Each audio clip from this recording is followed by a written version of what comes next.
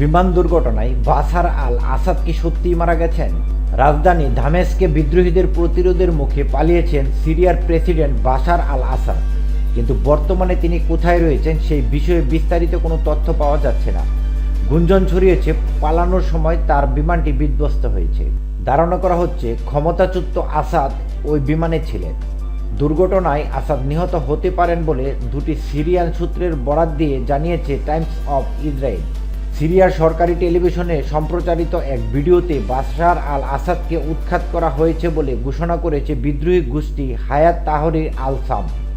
ওই বাহিনীর সদস্যদের আসাদের প্রাসাদে ঢুকে তার পারিবারিক ছবিও ভাঙতে দেখা গিয়েছে।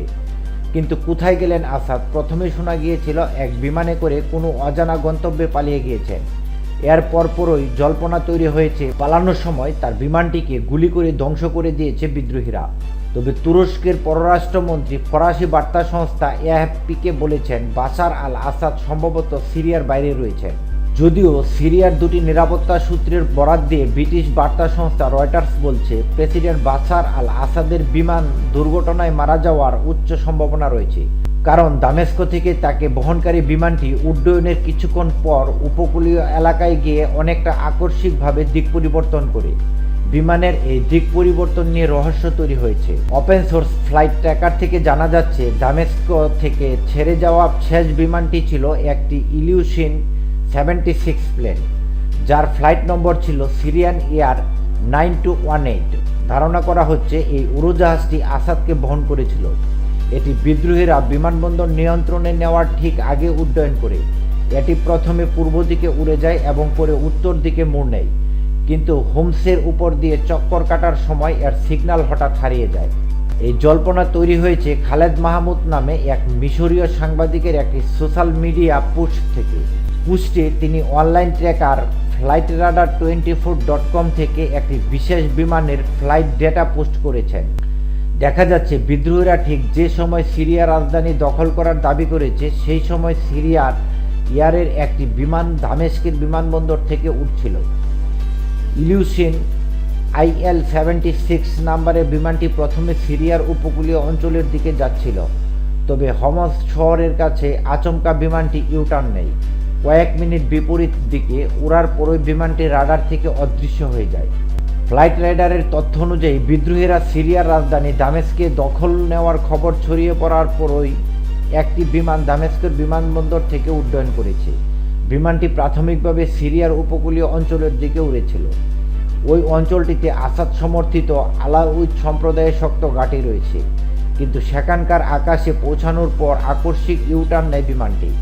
এরপর কয়েক মিনিটের জন্য বিপরীত দিকে উড়ে যায় এবং কিছুক্ষণ পর মানচিত্র থেকে অদৃশ্য হয়ে যায় বিমানটি। ফ্লাইট ডেটা থেকে আরও জানা গিয়েছে নিখোঁজ হওয়ার আগে সেটি 3650 মিটার উচ্চতা থেকে দ্রুত কয়েক মিনিটের মধ্যে 1070 মিটার উচ্চতায় নেমে এসেছিল। হমস শহরের দখল রয়েছে বিদ্রোহীদের হাতে। সেখানেই বিমানটির আকস্মিক পথ পরিবর্তন এবং তারপর তার সংকেত হারিয়ে যাওয়া থেকে জল্পনা তৈরি হয়েছে বিমানটিকে গুলি করা হতে পারে। যান্ত্রিক গোলযোগের কারণেও বিমানটি ভেঙে পড়তে পারে। ফ্লাইট রাইডার 24 জানিয়েছে সিরীয় বিমানগুলিতে পুরনো ট্রান্সপন্ডার লাগানো থাকে। তাছাড়া গৃহযুদ্ধের কারণে এখানকার বহু জায়গায় GPS জ্যাম করা থাকে, তাই তাদের দেওয়া তথ্যে অসঙ্গতি থাকতেই পারে। তবে এই সময়ের আগ পর্যন্ত বিমানটি থেকে ভালোই সংকেত পাওয়া যাচ্ছিল।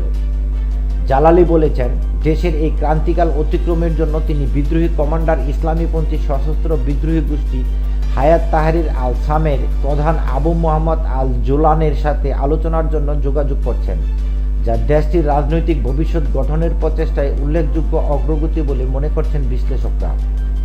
প্রেসিডেন্ট বাশার আল আসাদের পাশাপাশি তার সন্তান ও ক্যান্সার আক্রান্ত স্ত্রী আসমা কোথায় রয়েছেন তা এখনও জানা যায়নি।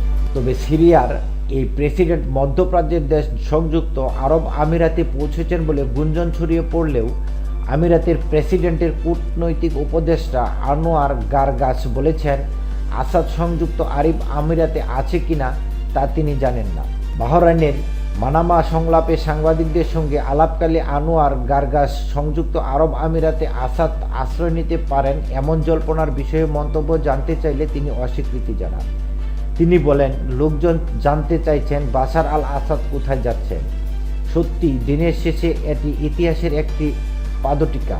আমি এটিকে গুরুত্বপূর্ণ মনে করি না। যেমনটা আমি বলেছি, শেষ পর্যন্ত এটি বড় ঘটনার এক পাদটীকা।